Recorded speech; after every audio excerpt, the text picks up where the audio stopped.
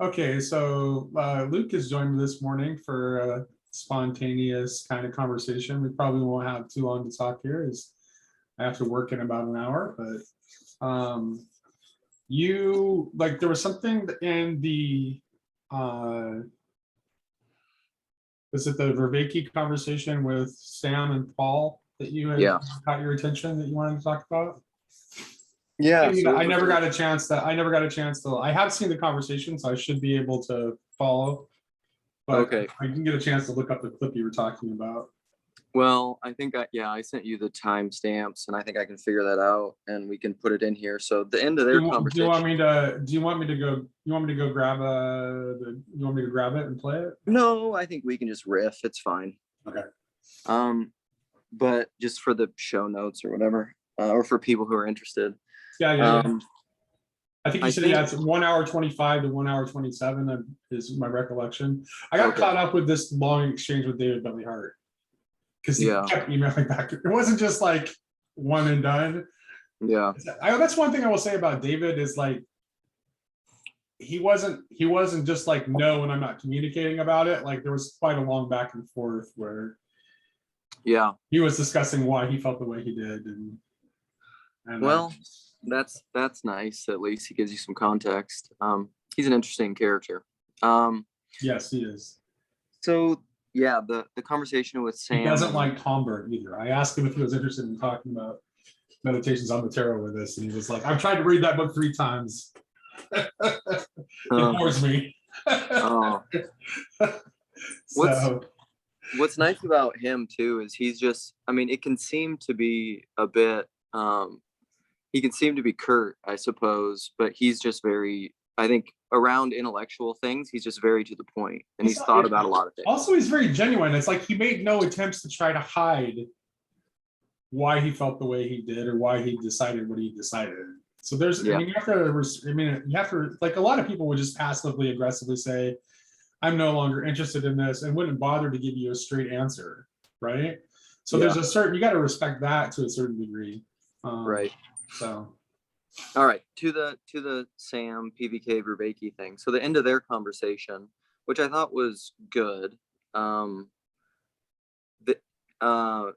Vervaeke mentioned three things because they were talking broadly to give the context. They were talking about Neoplatonism and how Neoplatonism is kind of like it's like a perennial framework that applies to basically all mystical traditions, whether they're Jewish, Islamic, Christian, like all of those different faith traditions have subsets within them that really appreciate Neoplatonism. And then they were talking about how Neoplatonism though has a tendency Or is to Neoplatonism an attempt at systematizing the underlying mystical systems that predate it? I actually am not persuaded that it's not that isn't the case. Okay. That what Well, we can get into that. Neoplatonism is an attempt to coordinate and unify and give a framework to all of these pre-existent mystical systems. So I think that the mystical systems, and it is mostly the mystical systems that turn to Neoplatonism, because Neoplatonism was a structure that worked for what they had already been doing. Right. And the mystic traditions often tend to be more unified. So oddly enough, the esoteric traditions tend to be more unified than the esoteric traditions do. Right? So yeah. Like if you compare like a Sufi mystic to a Kabbalist to an Eastern Orthodox mystic, they're going to have a lot more in common than if you were to take, just someone. Well, Sufis pretty much all are no non-mystical Sufis, but I think you understand the point that I'm trying to make. Yeah. Like that. So, I'm not sure what the relationship is, but yes, that's how John was saying it. And I think John would be open to what I'm suggesting as a possibility too. Yeah. I don't think he would be totally closed off from that as a possibility. So they laid out the general idea. Let me just flesh out the context and then I'll see your thoughts on it. So then Sam replied to what John was saying, and that Christianity, the merging of Christianity and Neoplatonism was that Christianity always had a strong emphasis to ground it from its Gnostic tendencies to be just abstract, ethereal, and like Christianity with incarnation kind of gave it the groundedness. And then John said that Christianity is he is working through how Christianity deals with these three ideas, which then obviously was salient to Paul because Paul asked him to repeat them. And this is what I thought we could have a conversation about, because I think it ties into ideas of like Christian perennialism and stuff like that, which is what John said he wanted to talk about perennialism in general going forward, kind of as their next conversation, or how he essentially said how Christianity deals with inclusivism and exclusivism. So he said the three terms were embodiment, incarnation, and incorporation. And then Sam said, what do you mean by incorporation? And Vervaeke said, the body of Christ. So John is, I guess, trying to work through and he said he has an affinity for Christian Neoplatonism. Yes. And I think specifically because of that that grounding it in embodied experience and the correction of the Gnostic tendencies is why, right? Because as a non-reductive physicalist, he's not going to want to see physical. He's not going to want to see the physical underplayed too much. Yeah.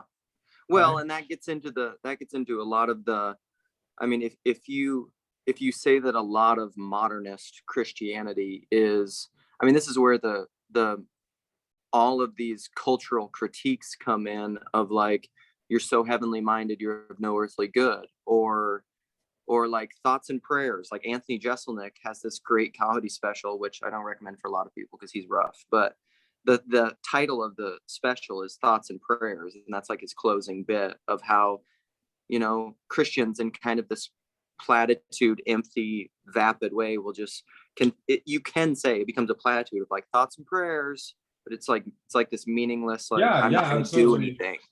I actually like anytime I'm in that situation, I'm like I try to find something more genuine to say, but it's not. I mean, sometimes it's like people are honestly though. It's like people are doing their best. Sure. You know, when like it's a hard situation. It's a hard situation when someone like tells you something genuine that's like you know, a struggle in their life. Right. It's like a real situation that they're dealing with. It's like not everyone is equally articulate, and it's a situation where even when people who are good with words can find it's hard to find the words. So sometimes it's easier just to grab onto the cliche. Right. Well, and especially if you don't know the person very well, but you still like have a genuine sense of like just human empathy for what they're going through. Right. And it's a difficult thing, but you know, it's probably not a place necessarily even for words. You want to say something, but it's complicated in that my point though with it is that I understand the critique or the cynicism from broader culture of a religious person saying that, because essentially the faith has become equated with something that is not real, not embodied. So to John's 3 points about embodiment, incarnation, and incorporation, right? Just with the list of those three, how does that hit you and how that relates to Christianity? Well, first of all, my first thought is that I want to try to piece together how these things are different. Right, which is how these things are different. And embodiment and incarnation, I kind of talked to you about that yesterday when we had a little exchange, and I think that my idea of how incarnation is different from embodiment generally is right. Essentially, incarnation is the embodiment of the highest good. Right? That's literally what it is. I mean, you're talking about the incarnation, right? Capital exactly. Right. Yeah. Right. Well, but it's like there can be more than one there can be more than one embodiment of the highest good, though. That's what theosis is. Or certainly if you start talking about from the standpoint of Hindu theology, then you have more than one incarnation of the highest good. And, right. and ultimately Christianity like at least in Eastern Orthodox or any tradition that has some form of theosis, doesn't ultimately disagree with that, right? That is like, it's just. Well, that's It's not Christ in me, right? correct. Well, so can I throw But you out but my, incarnation refers to that, like this is the embodiment of the highest good. So it's like it's a species of embodiment, but it's embodiment in its highest mode.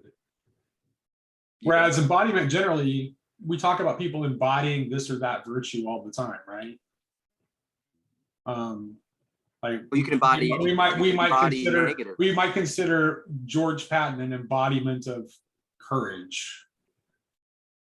Yeah. For example, I don't know if or you could have an embodiment of malice. Right. Yes.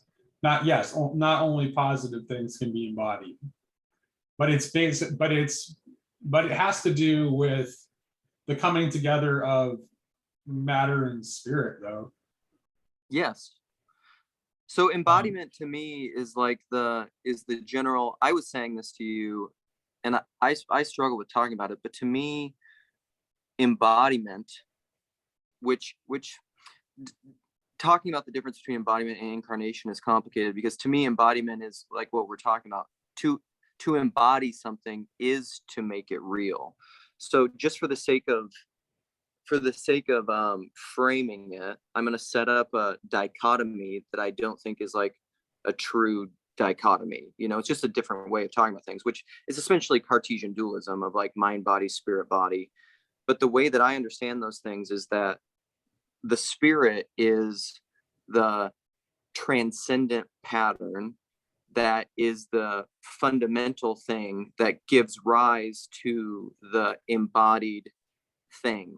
But I think there are also spiritual bodies and physical bodies, but just to make it simple, let's just go with physical bodies. So in order for something to be technically real and not just this pie in the sky, Gnostic, nominalistic stuff, ethereal stuff, that in order for something to be truly real, it must be embodied. To me, those things are synonymous. Real and bodied is the and same that goes thing. for evil too. Yeah. So like, yeah, I mean, these things get really complicated because that gets into time. Is like in the eternal sense, in the final sense, in the full sense, I don't think we would both probably say that evil is not real. But in this stage of becoming, evil can have an embodiment, which is like a parentheses real thing. But because embodiment itself is good. So by finding a way to take on body, it's participating in the good. It's participating in the good. Yes, it has to, because or within the spectrum. This is why that's the source of what is often called the curious positivity of evil. Is that in the process of becoming embodied, it actually can, it can drive action in the physical world. Well, and so can we take this in a so I was talking to Preston the other day about the topic of hell, and this comes up all the time because we talk about like universalism and annihilationism. And he was saying that ultimately, or that truly, in a way, eternal conscious torment or infernalism, this ongoing like conscious punitive punishment of sin forever, like that understanding of hell, or even beyond forever, like beyond making it eternal, making it go on forever, which Paul recently said like just doesn't work. In his talk with I was mentioning this on the Vox, in his talk with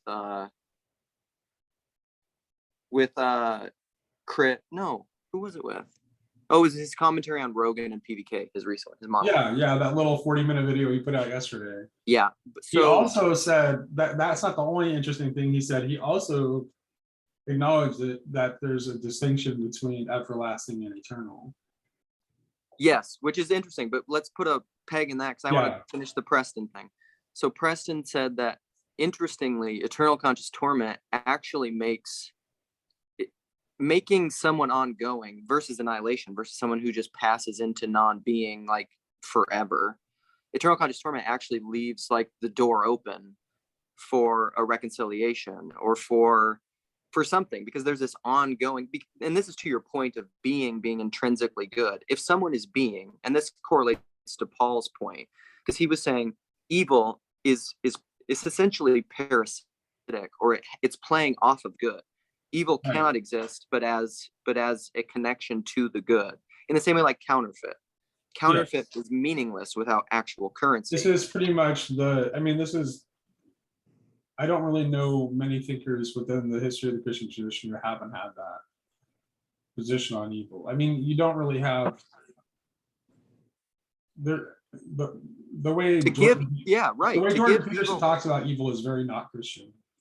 yeah, and I'll be blunt. to give evil eternality and self-existence is to be a deist. Right.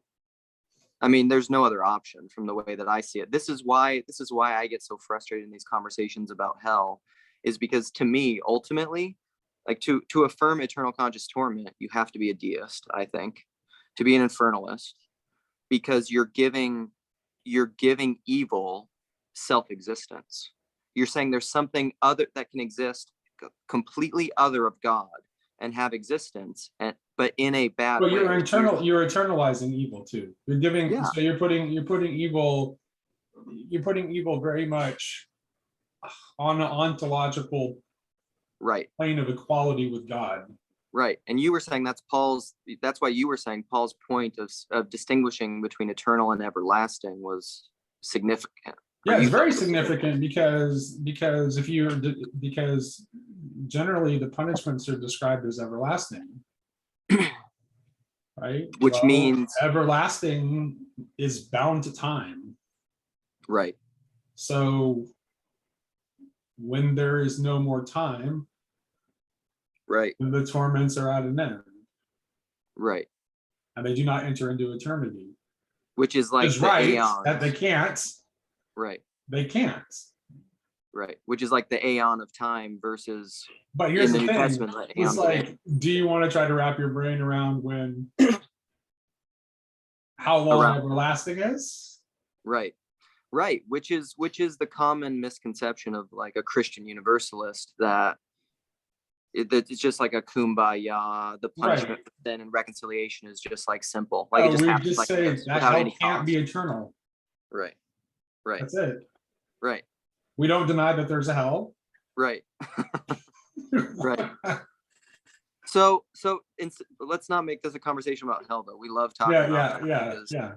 So back to like embodiment and how embodiment relates to the good. So embodiment to some degree is just a manifestation of a spiritual pattern in a bodied form, which again could be spiritual or physical, material, but yet that's what makes it real. And then the incarnation to me is the central fullness of that. Like you were saying, it was the embodiment of the highest good, which then was like embodiment in its true form, in its full form.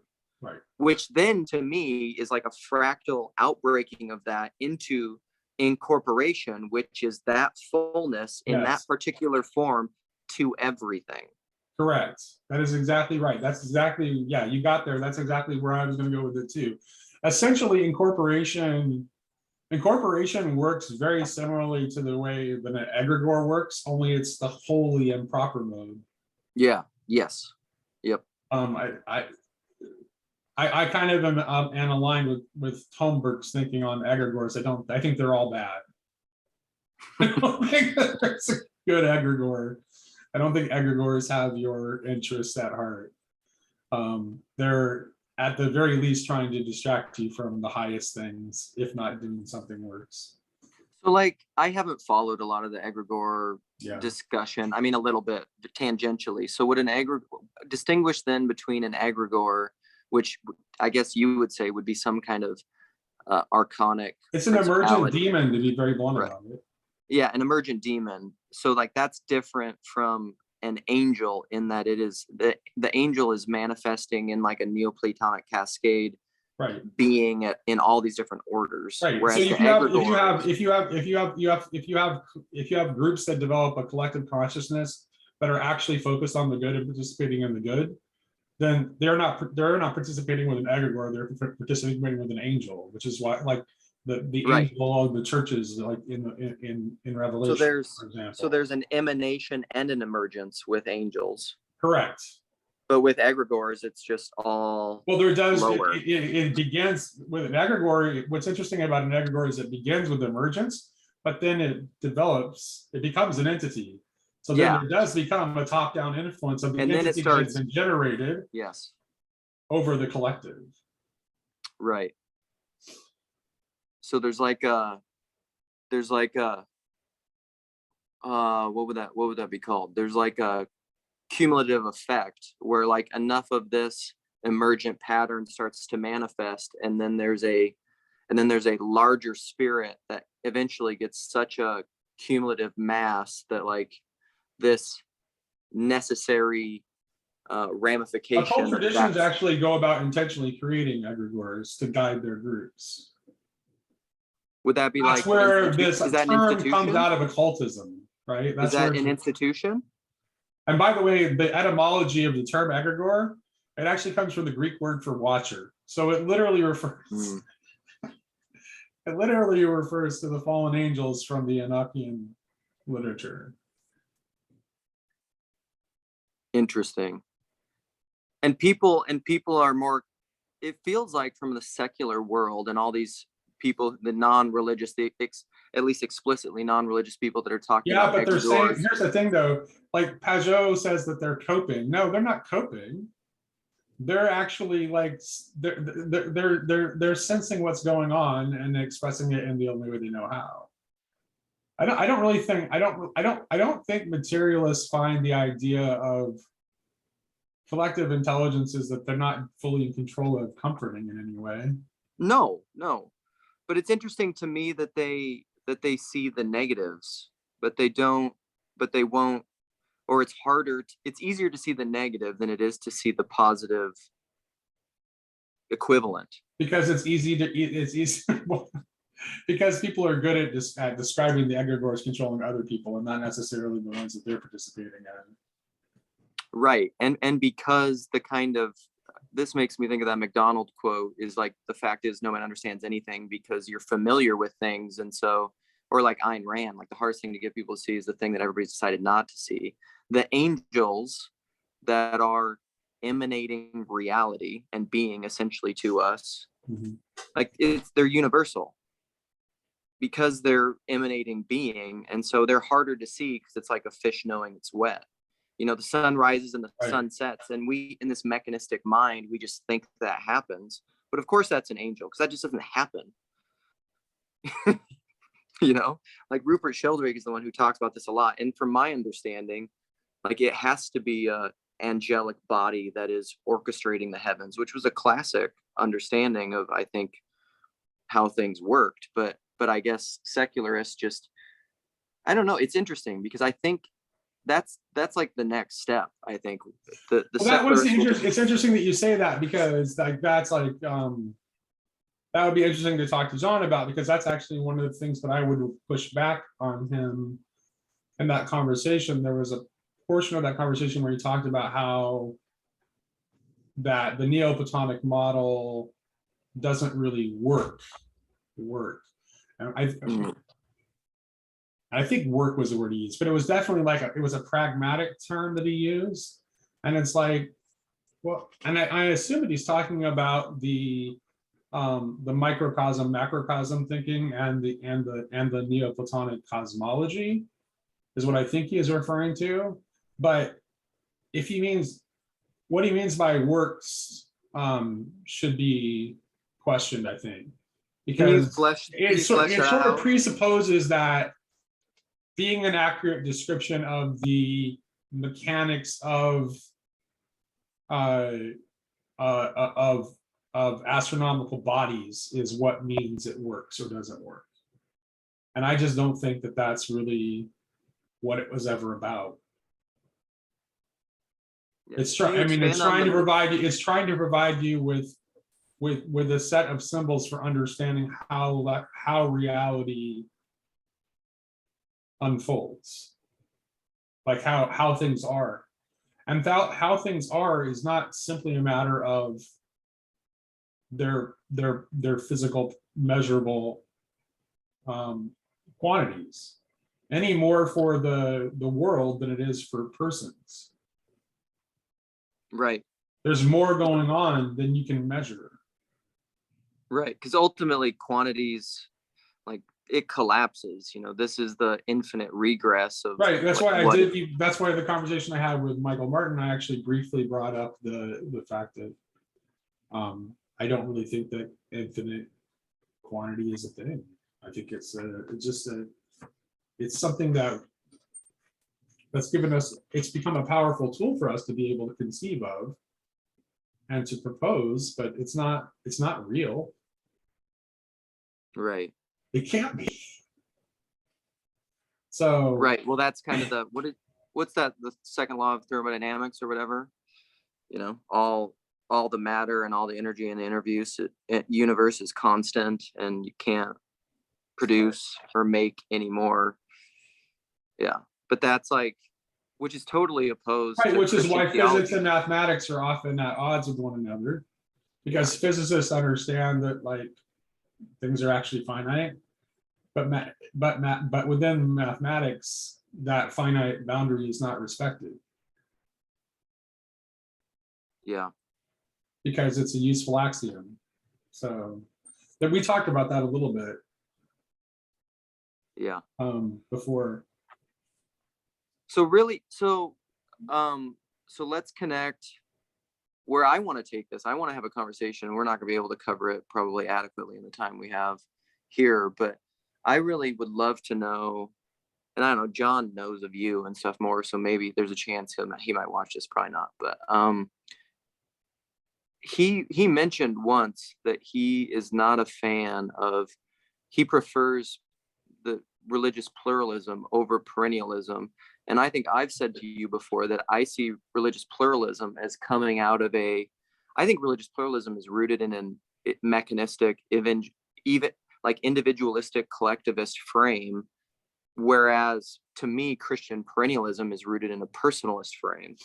Well, that's a little bit more of that's a little bit messier a distinction. I think the kind of perennialism he has in mind, and when he talks about it, he said specifically that he's thinking along the lines of Kantian perennialism, whereas I don't know what that is. Right,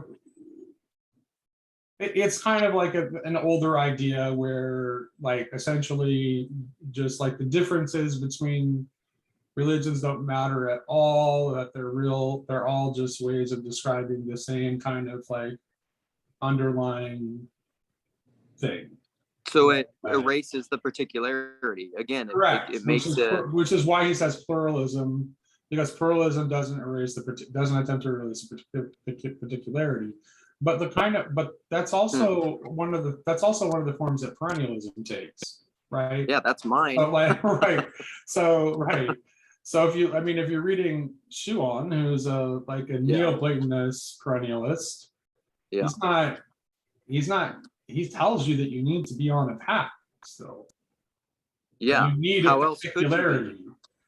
Right. So he's able to recognize that, like, really in the mystical traditions, which Neoplatonism is essentially a framework for, like I was suggesting very early on in the conversation, Neoplatonism becomes kind of a framework that mystical traditions can all cling on to because it works really within any mystical system.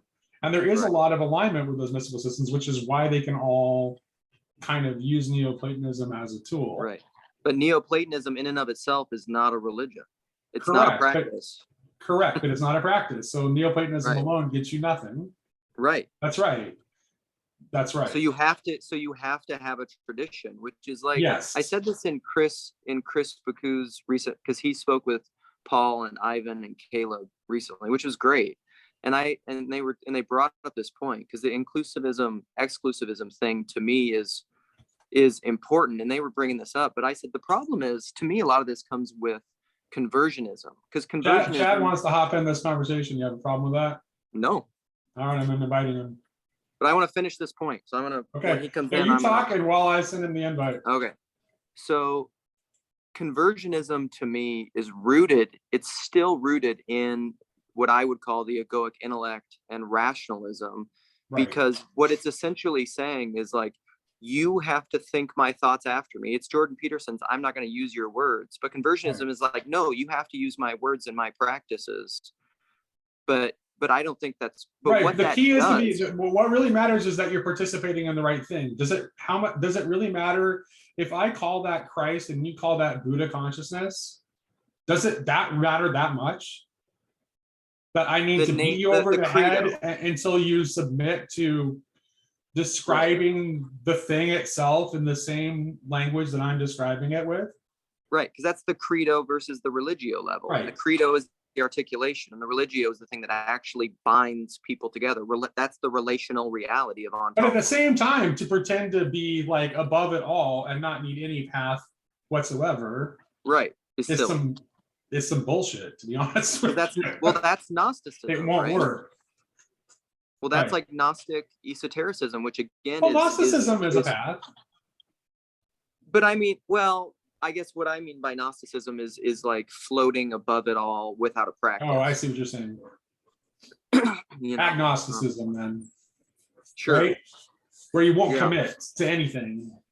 Right. Because you have to be sure it's 100% certain. Yeah, that was my disease for most of my life.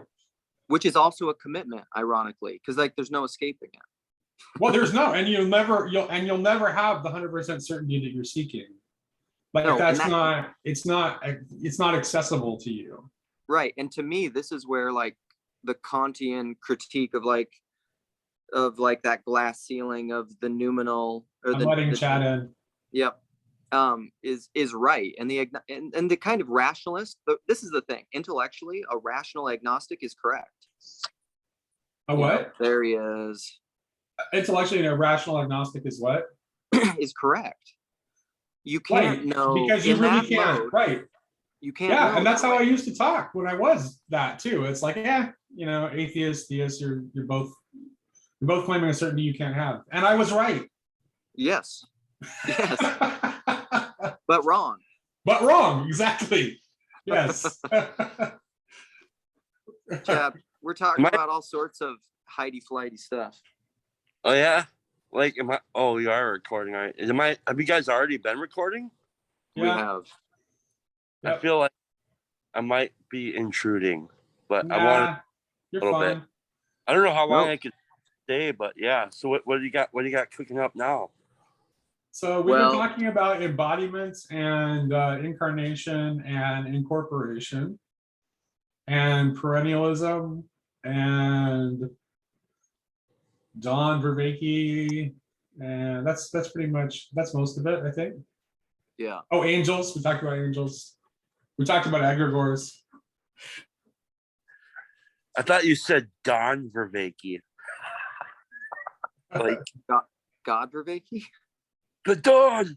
Either the Dawn. Don Vervaeke. That's gotta be a meme now. So do you think that Vervaeke is Vervaeke, to me, since he's been reading a lot of these Christian Neoplatonists and like DC Schindler and these cats, and he's talking so much about beauty, do you think ultimately that John is most attracted to Christian Neoplatonism because it is explicitly and practically rooted in love? Yes. Right. And to me, and I think the reason that the reason he doesn't put himself on an explicitly Christian path has to do with his own history. Well, to me, it has to do with his legitimate fears of narrative and the postmodern critique of Christian confessionalism. Yeah. Like that's all legitimate. But the reason that's attractive to him and the reason that that's salient to him is because of his, ultimately it's rooted in his own life history, right? Well, sure, he's experienced the demonic experience of that, right? And he's like, forget that. But what I would say to John is that that's not Christianity, that's Antichrist. Right. But here's the thing though, it's like, I don't know, isn't it though Christianity? What do you mean though? True Christianity is I mean, by definition, almost like Right. a tautology is what gives life and love. Let's separate for a moment the cultural phenomenon known as Christianity from Yes. following Christ. Yes. Okay. Okay.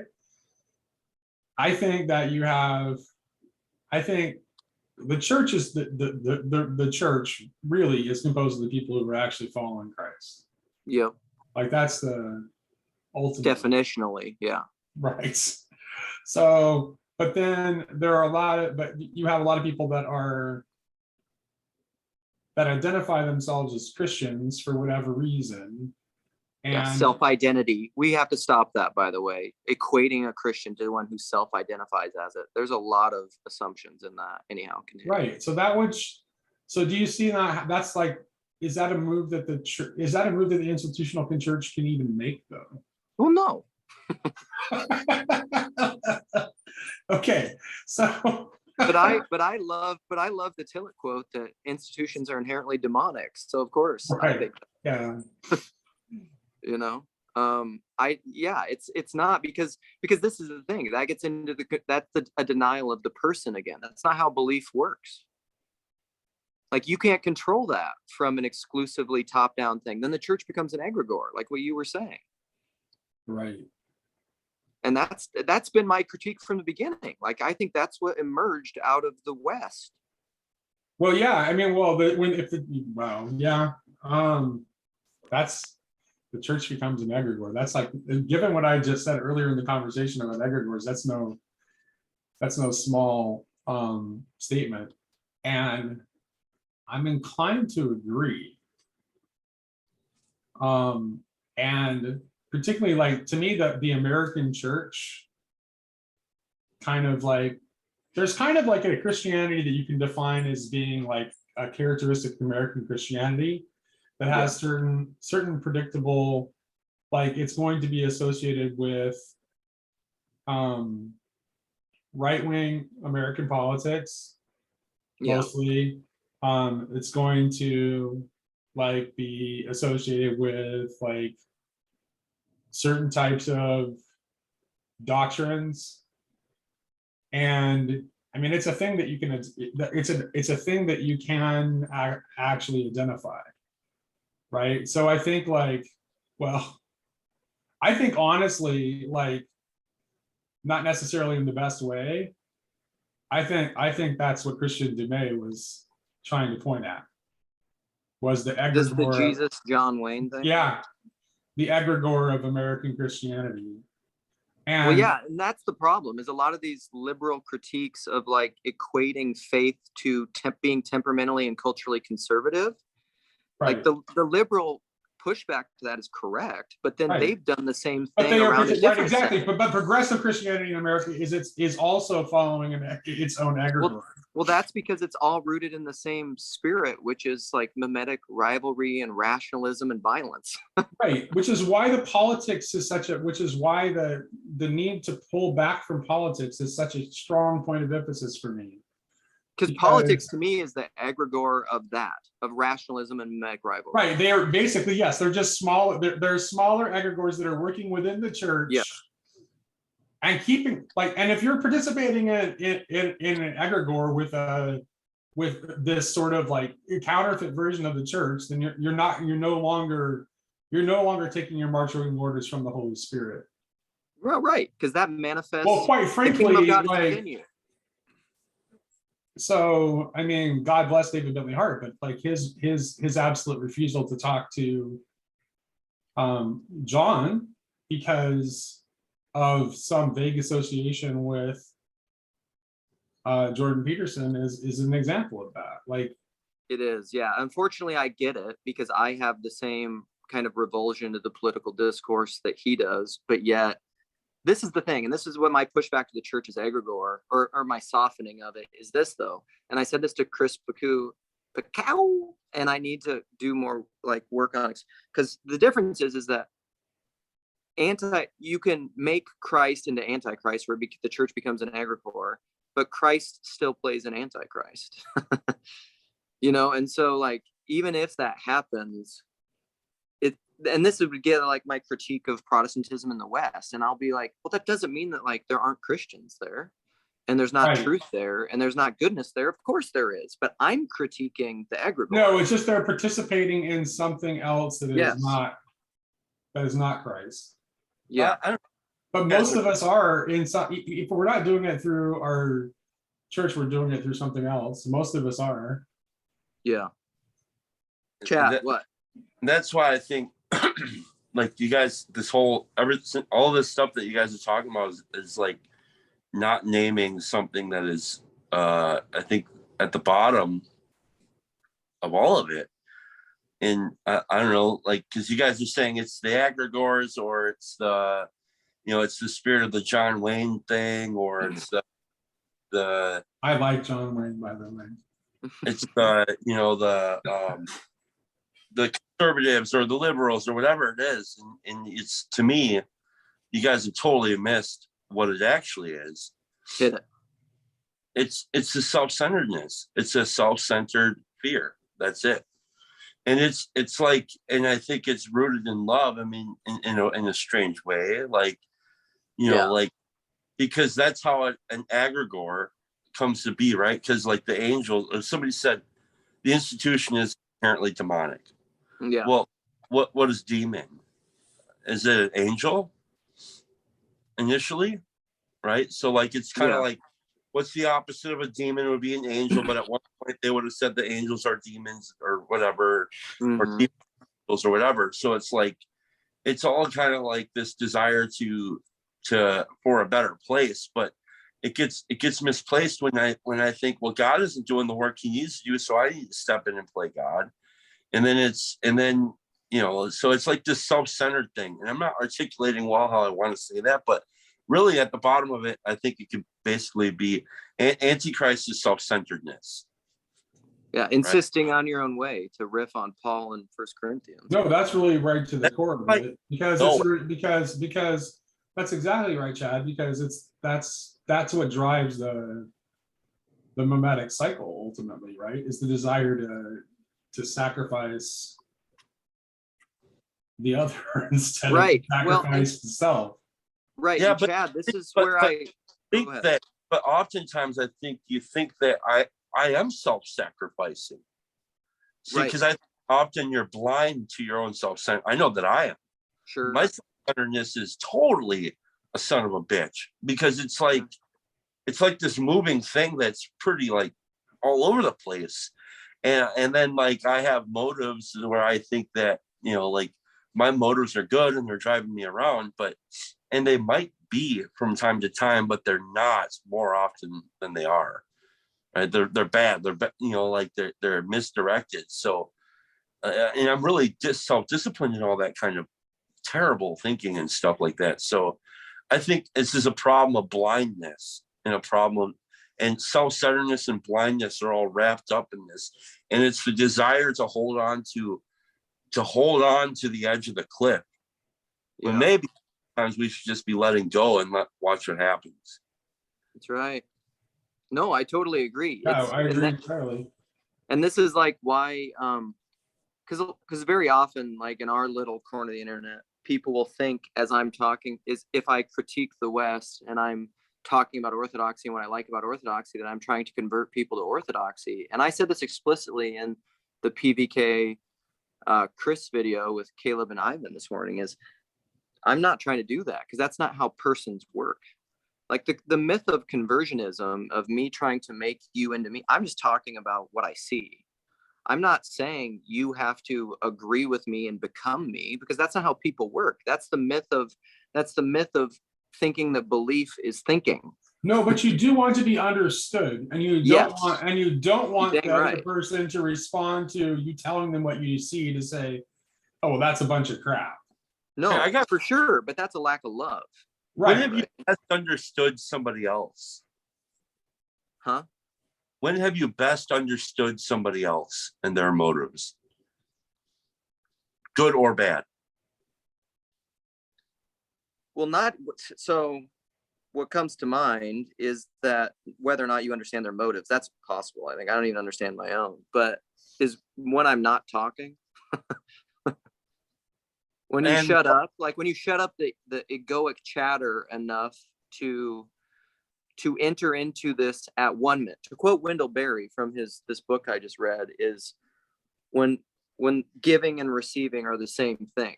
Yes. And you see it. Like I Yes. experience it. Yes. It's not like when you explained it well enough for me to hear No, it. and that's why, no, to Nate's point though, that's why I get frustrated when people don't hear me or see what I'm saying. It's not rooted in explaining. To me, it's relational. You know, like you're not, because when I'm talking about these ideas, I'm not trying to convert you. I'm not trying to get you to agree with me. But when I experience that spirit of you not truly hearing me in that way that I'm talking about, when we're not communing, when we're not having dialogos, I'm not mad because you don't agree with me. I'm mad because we're not loving each other. You know, I'm frustrated with that lack of communion. I'm not trying to convert you. Like, you don't have to have my ideas. I don't care. Hard on here to do this, because at the end, at the end of the day, for like what we're doing right now, it's a lot of dialogos and that, but like like there's something that my sponsor, there's a couple things my sponsor said once. He said, I want you to go home and tell your wife you love her and don't use words. You can't use words. And another thing he said was, Chad, when you are in the right place and you're doing the right stuff, your feet will be moving so loud I won't be able to hear a damn word you're saying. Right. and like that's what I mean. And I think like Christ in many ways had a way of saying I love you without using words. And we saw, and those people saw things that were transformative. And I think, and like he wasn't, I think sometimes we get so focused on like trying to change somebody else rather than meet them where they are. I don't care where. I don't care where. And try to act differently. And that's I think the root of the whole deal. Like I said again, it's the self-centered problem. I'm listening to my own ideas. I have to act out my own ideas for my own sake. Right. Well, it's Father, forgive them, they know not what they do. I mean, it's like, it doesn't matter. Their ignorance, anyone's ignorance, my ignorance is cured through that meeting. That's what Christ was doing. He's like, I'll meet you where you are. You want to insist on living in sin and death? Cool, I'll die. Like, I'll come and meet you there. Yeah, Jesus wasn't going around trying to like make, this is why he was person making. He wasn't making replicants that just parroted his ideas, which gets at perennialism, or my understanding of perennialism, which I think is where John wants to go. That gets at the inclusion. This is why I talk about like inclusivist, exclusive, or like exclusivist inclusivism, or whatever, either way. Because Christianity to me is exclusive. To me, it's Christ. That's my rootedness. That's my tradition. That's my religion. That's my belief. That's its particularity. I don't think it's this. Yeah. I don't think it's that particular, but its particularity. It doesn't make it exclusive. That's that's my Cohen though on the inclusivist exclusivism. It's exclusive because it's Christ, but I don't need you to use those words because to me Christ is universal. Correct. So that's fine. It's the non-dualism past the dualism of dualism and non-dualism, the coincidence of opposites. Ian McGilchrist, But as a Christian, the particularity of Christ still matters. Sure. It's that's what makes you a Christian perennialist as opposed to a Muslim perennialist or a Buddhist perennialist. Right. And this is like what makes you a perennialist is that you acknowledge that all of these paths are they're all trying to figure out ways to participate in God ultimately. Yeah. Right. It's me insisting on not dividing over credo. Right. But you're not like the kind of perennialist, the kind of old school early 19th century sort of Kantian kind of perennialist that Vervaeke is talking about, because you're not saying the differences don't matter. No, of course they matter. But like no amount of me thinking they matter or thinking my particularity is right or anything is going to make you live in my body and have my experience, because that's the necessity of embodiment. You can't be me. You have to be you. For me to insist on you being me is the satanic thing. That's the conversionist impulse to want to insist on your own way. Like, for you to be okay, you got to be me. Well, another thing is like I think here's the thing, from a Christian standpoint, one of the things that's important to understand is how that Christianity can be in alignment with perennialism without it being any kind of contradiction to the Christian particularist claims about Christ, is that for the Christian, Christ is the form of humanity. Like, that's like Christ is the true man, the real man. So anyone who is attempting to live a truly human life is going to necessarily be Christian. They're going to necessarily follow Christ, whether they want to or not. Right. Exactly. Like, there's no option about it. From a Christian, like in a John Bayer Christian understanding of the center of history is the cross and resurrection, the passion. That was the completion of the creation of man. So like, if you want to be a man, follow that pattern, you're going to follow that pattern regardless of what your beliefs are. Right, because Christianity is universal in that death has been redeemed in Christ, and everybody's gonna die. Yes, right, exactly. So like, if you're gonna die and be reborn as a seed goes into the ground, welcome to Christianity. I love how you're talking about everybody's gonna die while Chad is smoking. Yeah, well, Chad knows that. Chad said, one of my favorite things with smoking is Chad's like, I don't do this because it's good for me. Right. Yeah, I don't think anybody smoking in the 21st century is under the delusion that it's good for them. Yeah. If it's offensive, It's not offensive at all. I smoked in my 20s, even though I'm asthmatic. I smoked I was real smart.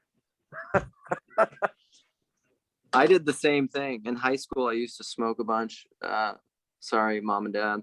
To the point where like I woke up one day, and I'm asthmatic too, and I was just like, I can't breathe very well. It's like, maybe it's all the cigarettes. I probably stop doing it. I once smoked 2 packs of cloves during an acid trip. Oh, clove. Dude, cloves. Acid is like, my lungs hurt for 3 days. Here's my beef with acid, okay? So there's the title. So I went and with a bunch of my friends, and we all got these blue gel tabs, okay? And we all got the same stuff, and everybody was tripping balls, and I'm like sitting there like, this is bullshit. It didn't do anything. And so I never did it again. Nice story. Because I was, again, I'm self-centered. So I'm like, these sons of bitches, they got off and I didn't get nothing. Yeah. Well, then either you got a different dose somehow, or your friends are full of crap. But that's the way it actually works when you take the actual thing. Is like, you're about, anywhere from 30 to 45 minutes in, and you're like, this didn't do shit. And then all of a sudden it's like, oh, the ride has started. Yeah. So, I've never done psychedelics. I'm not cool. Edible marijuana is kind of like that too. It's like, oh, maybe I should have taken more, and then bam, it hits you. It's all right. It is what it is. It's not important. Sorry I brought it up. No, it's fine. All right. Well, Nate, you got to go to work. I have to go to the bathroom. Yep. All right. It was a nice little morning chat. Thank you guys. Yeah. Just try to be nice to each other. Damn there it. You go. Yeah. Just be kind. Yeah. Be kind. Who cares if they don't believe or say the words you want? Who gives a shit? Exactly. That's it. All right. Great conversation, guys. Okay. Have a good morning. Peace.